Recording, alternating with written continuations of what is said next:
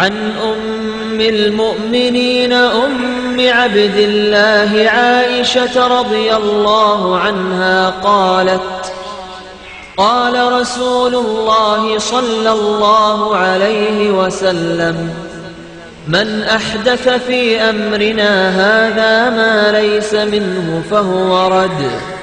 وفي رواية مسلم من عمل عملا ليس عليه أمرنا فهو رد.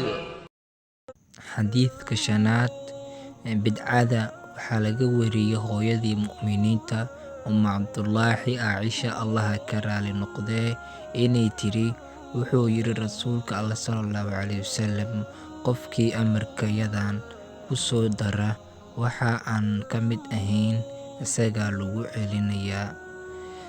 Bukhaari Muslim.